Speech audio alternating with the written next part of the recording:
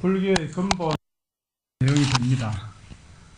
불교의 근본 이념이라고 이야기를 한다면 무엇을 통틀어서 이야기를 하더라도 다 요약을 한다면 자비라고 이렇게 말씀을 할 수가 있죠. 그래서 불교의 가르침은 자비의 구현을 통해서 이제 지혜에 이르게 된다고 이렇게 이야기를 합니다. 그러다 보니까 자신의 지혜와 깨달음을 표출하고 드러내는 것이 바로 자비의 양편이라고 이렇게 하거든요. 그렇기 때문에 깨달음과 자비를 별도로 분리할 수가 없다고 이렇게 하고 있습니다. 우리들이 보통 이런 말을 하죠. 깨달음의 사해와, 그리고 깨달음을 사해로 구현하고 또 사해에 바로 적응을 하고 전개하는 것이 바로 자비라고 할 수 있는 것이 됩니다. 그래서 우리가 자비로 드러나지 않고 또 그것이 구체적으로 사회에 밀착되지 않는 깨달음이라고 할 때 이 깨달음은 참다움 그리고 진정한 깨달음이라고 할 수 없다고 이렇게 말씀을 합니다. 이 말씀을 한 비유를 들어서 보면은 우물 속의 깨구리에 지나지 않기 때문에 자기 혼자만 잘났다고 하는 것은, 자기 혼자 깨달았다고 이야기하는 것은 우물 안에 깨구리와 같을 수밖에 없다고 이렇게 합니다. 자기만 누리고 있고 자기만 깨달음을 가지려고 한다는 것 자체가 우물 안에 깨구리와 같다 이렇게 하는데, 그래서 자비의 의미와 뜻을 한마디로 함축을 한다면은 무연대자와 동체대비라고 이렇게 할 수가 있습니다. 무연대자, 동체대비. 오늘은 이제 그 42장경 법문을 25장에서 29장까지 말씀을 드릴 겁니다. 그러는 가운데에 먼저 자비에 대한 말씀을 드리고, 또 자비는 어떤 의미를 가지고 있는 것인가 하면은 무연대자라고 이렇게 하여서 연관이 없는 존재, 나와 직접적인 아무런 상관이 없는 이런 존재, 또 나와 아무런 연관만 없는 것이 아니고 존재와 생명에게 어떻게 우리들이 마음을 가지는 것이냐 하면은 아무런 연고도 없는 조건을 가지고 있는 것에 또 자애로움과 따뜻한 마음을 전하기도 하고 또 그 마음을 표현하고 드러내는 것이야말로 우리들이 말씀드리고 있는 자비의 의미와 뜻을 드러내는 것이라고 이렇게 할 수 있는데, 자비 가운데 가장 크다랗고 넓어서 이 무연대자가 이 내가 따뜻한 마음을 전하고 표현하고 드러내는 것 이 자체가 자비 가운데 가장 크다랗고 넓어서 대단한 자비라고 할 수 있는 말씀이 무연대자라고 이렇게 하는 것이 되죠. 이 말씀은 연관이 없다는 것, 나와 아무런 연관이 없다는 것은 혈연이나 학연이나 지연이나 여러 가지 등등으로 이제 얽히거나 또 일면식도 없는 나와는 전혀 무관한 상대라는 것을 의미하고 있죠. 우리들은 보편적으로 이런 말을 하지 않습니까? 나와 가족이라는 이유에서, 나와 가장 가깝다고 또 이제 친한 사람이라는 그런 이유에서, 또 같은 학교를 나왔다는 이유, 고향이나 연고지가 같다는 이유에서 이제 상대방에게 호감을 갖고 또 그 사람에게 관심을 두고 또 애정을 가지고 서로 도움을 주고 또 도움을 서로 주고받는 이런 마음으로 이제 따뜻하게 대하는 것은 진정한 자비가 아니라는 것이죠. 이것은 자비가 아니고 어떻게 볼 수 있느냐 하면 애착이다 이렇게 할 수 있는 것이 되죠. 이 애착에 가까운 애정에 지나지 않는 나와 직접적인 형제 자매나 친구나 동기나 동창이나 고향이 같거나 이런 여러 가지 지연, 학연, 혈연 이런 정도의 우리들이 따뜻하게 다가가는 이런 내용은 자비라고 표현하지 않지 않습니까? 이것 나름대로 자비를 가지고 있는 것이기도 합니다만 이것은 애착에 가까운, 애정에 가까운 자비라고 볼 수 있는 것이죠. 그래서 여기에 있는 무연대자라고 할 때 무연대자는 나의 가족이나 나의 자식만을 사랑하는 것은 사실은 애착을 하고 있는 애정이고 또 사랑이라고 할 수 있는 것이죠. 나의 자식과 정말 아무 조건 없이 동등하게 다른 아이들을 사랑하는 것이 바로 자애로운 애정이고 이것을 이야기할 때 진정한 자비라고 할 수 있는 것이죠. 내 가족의 행복, 또 내 자식의 합격만을 기원하고 있는 이런 기도라고 할 때 이 기도는 보살의 올바른 기도의 태도라고 할 수가 없다고 할 수 있죠. 그래서 진정한 불자라면은 진정한 사랑과 애정을 갖고 있다면 모든 존재의 행복과 모든 수험생들의 합격을 기원하고 기도하는 것이 마땅하다고 이렇게 할 수 있는 것이 되겠습니다. 그래서 그런 의미에서 다시 말씀을 드린다면은 무연대자. 그래서 이제 아무런 연관도 없는 존재와 생명까지 자애로움과 애정이 가득한 마음으로 도와주어서 정말 도와주어서 기쁘고 즐겁게 한다는 설명은 자비에서 자의 의미와 뜻을 온전하게 함축하고 있는 단어라고 할 수가 있는 것이 됩니다. 그래서 무연대자에 상응하여서 자비의 비를 가리키는 것이 바로 동체대비라고 하거든요. 무연대자 동체대비.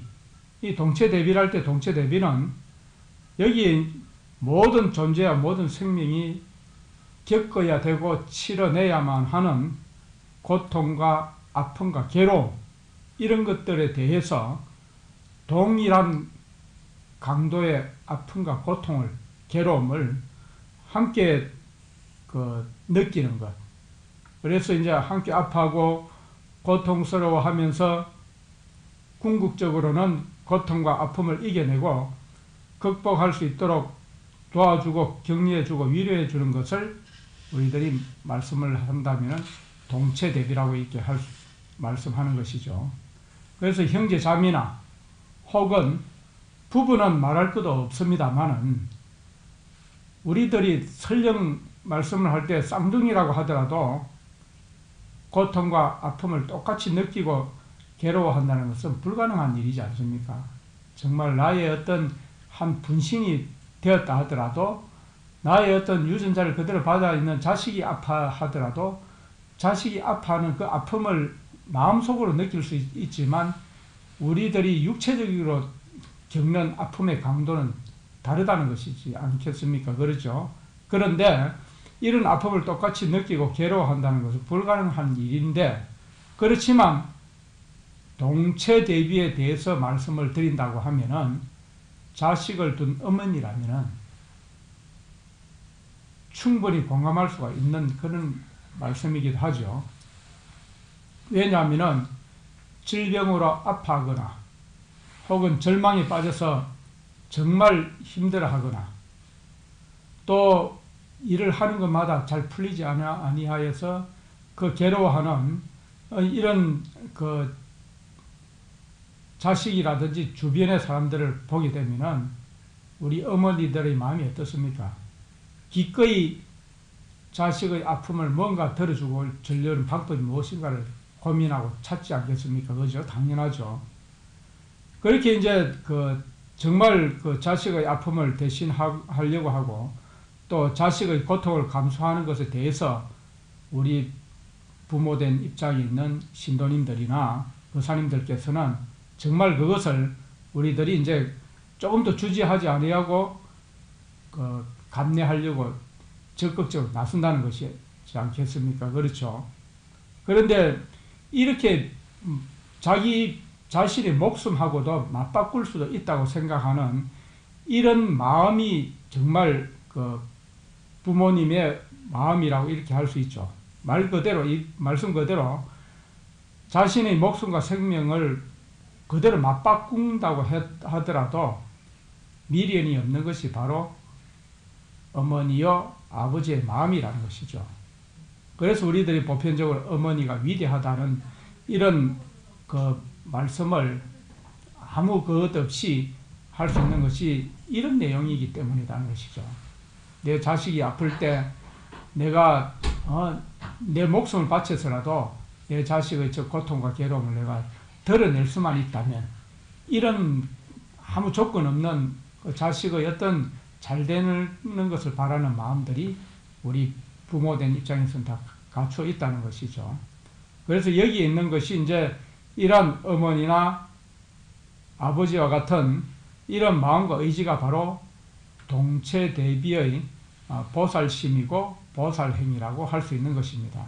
그래서 자식을 향하는 어머니의 마음, 아버지의 마음으로 모든 존재와 모든 생명들의 고통과 이런 아픔을 대신 짊어지려고 하는 것이 동체대비라고 할 수 있는 것이 되겠습니다.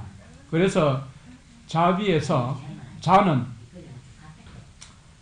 무연자비를 말하고 있고, 그 다음에 비는 동체대비라는 우리들이 정리할 수 있는 말씀이야말로 자비를 확실하게 설명하고 또 자비를 보다 더 간결하게 정리하는 표현이라는 것을 우리 보살님들은 인식하기를 부탁드립니다. 왜냐하면 무연대자 동체대비, 딱 한마디로 이제 자비를 요약하자면 무연대자와 동체대비다 이렇게 하죠.